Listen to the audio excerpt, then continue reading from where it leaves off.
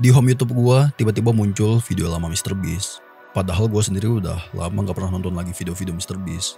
Dan video lamanya ini kelihatannya cukup menarik. Judulnya YouTube in 10 Years. Karena durasinya cuma 3 menit, jadi ya gua coba lihat aja bentar.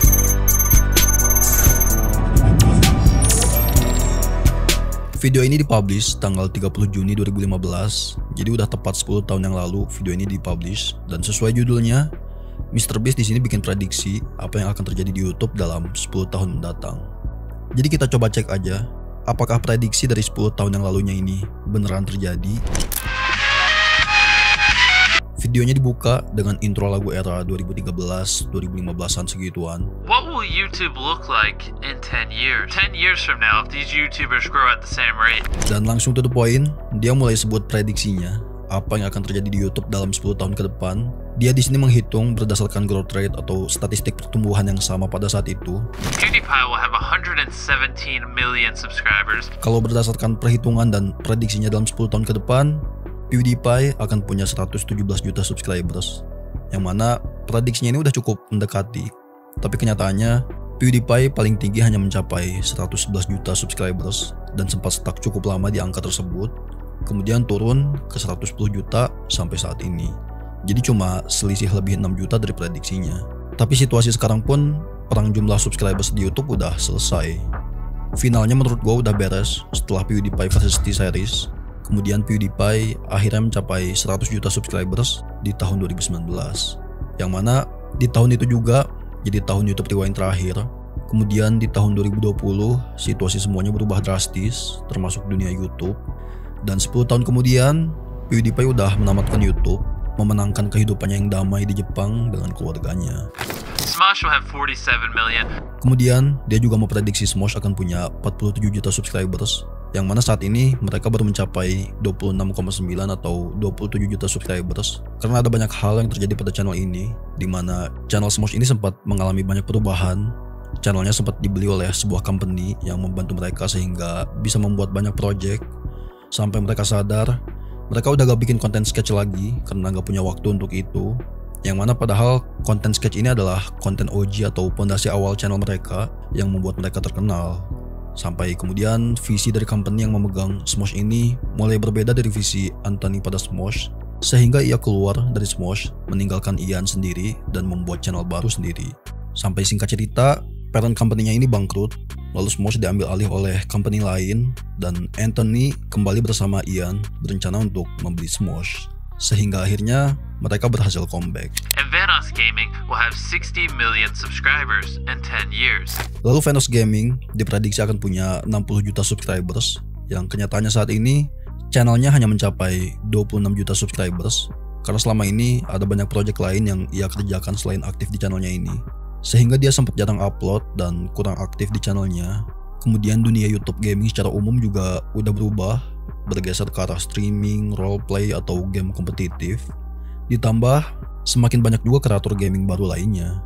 Tapi sekarang ia kembali aktif dan tetap fokus pada konten funny moments dengan kru lamanya dan game populernya GTA 5. Dia lebih memilih menjaga identitas klasik channelnya, menjaga audiens lama yang loyal daripada mengikuti tren dan mencari banyak audiens baru. Tapi walaupun jumlah subscribersnya ada di bawah prediksi MrBeast, di 2025 ini Vanoss Gaming masih menjadi salah satu channel gaming terbesar di dunia dan menjadi YouTuber gaming legends di YouTube. 10 years from now, we'll walk into our kids' rooms. Yes, they'll be probably 5 or 6 years old for some of us, and we'll see them watching a FaZe Clan video, and we'll say, back in my day, FaZe Clan used to only upload Call of Duty. Kemudian dia bilang, dalam 10 tahun ke depan, kita bakal masuk ke kamar anak-anak kita yang kemungkinan udah berusia sekitar 6 tahun dan ngelihat mereka nontonin FaZe Clan. Back in the days, yang mana di era kita, mereka hanya upload konten Call of Duty. Dan memang juga ada banyak hal atau perubahan yang terjadi pada FaZe Clan, hingga akhirnya sekarang mereka bisa comeback dengan branding yang baru dan juga meta yang baru. Banyak yang udah keluar atau digantikan. Mereka sekarang terkenal di dunia live stream dengan para roster barunya, FaZe-Adapt, Jason Duin, Stable Ronaldo, Silky, Leslie, dan lainnya. Tapi yang nonton bukan anak-anak kita. Rata-rata ya masih kita-kita juga yang nonton. Kalaupun ada yang udah punya anak, ya pasti masih kecil. Kemungkinan juga belum ngerti lah dan belum suka nontonin FaZe Clan. Mr. Beast sendiri aja sekarang juga belum punya anak. But some of these YouTubers will have passed away from some accident or health reasons, but it's no secret some YouTubers are gonna die over the next 10 years. Dia juga bilang akan ada YouTubers yang meninggal karena kecelakaan atau masalah kesehatan. Ya pastinya, kemungkinan itu pasti ada dalam 10 tahun mendatang. Yang mana udah pernah ada salah satu kematian YouTuber yang terbesar atau viral beritanya, yaitu ketika kematian YouTuber gaming Minecraft, Technoblade, atau nama aslinya Alex, karena terkena kanker di tahun 2022.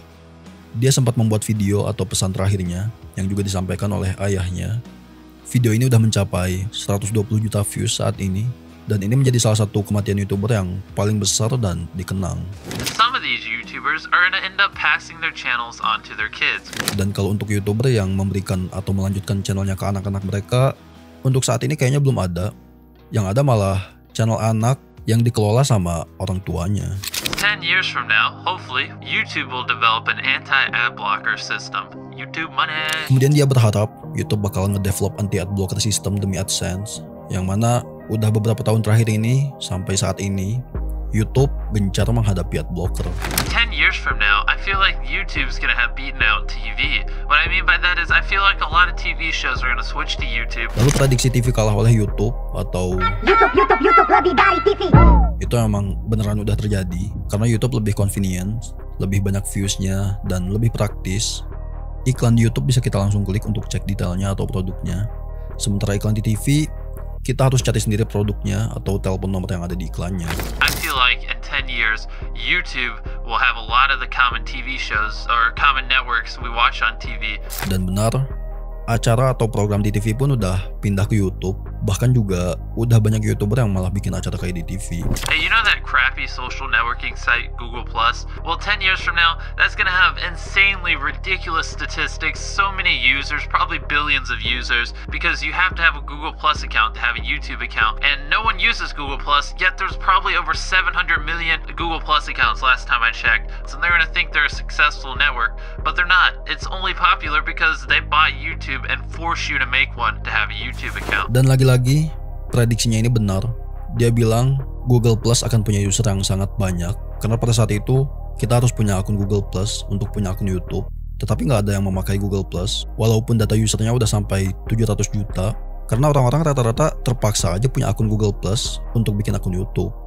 Buat yang nggak tahu Google Plus ini adalah platform sosial media buatan Google yang di-launching tahun 2011. Tujuannya untuk menyaingi sosial media seperti Facebook, Twitter, dan menjadi pusat aktivitas sosial di seluruh ekosistem Google. Waktu awal rilis, Google Plus mendapat 10 juta users dalam 2 minggu, angka yang cepat untuk saat itu. Kemudian Google mulai mengintegrasikan Google Plus ke semua layanan Google, termasuk YouTube. Banyak orang yang terpaksa punya akun Google Plus karena semua produk Google otomatis langsung terhubung. Sampai akhirnya Google Plus mengalami penurunan drastis. Mayoritas akun gak aktif atau hanya dibuat otomatis. UI dan fiturnya dianggap membingungkan, dan orang tetap lebih nyaman pakai Facebook, Twitter, atau Instagram. Sampai di 2018, akhirnya Google Plus ditutup. 10 years from now, I will be famous on YouTube, and you're gonna think to yourself, I remember watching this guy back before he had 3,000 subscribers. Man, did this guy's content suck back then. Dan ya, di ending dia manifesting. Dia bilang dalam 10 tahun mendatang dia akan terkenal di YouTube, dan kalian bakal mikir, aku ingat pernah menonton orang ini dulu sebelum dia punya 3.000 subscribers.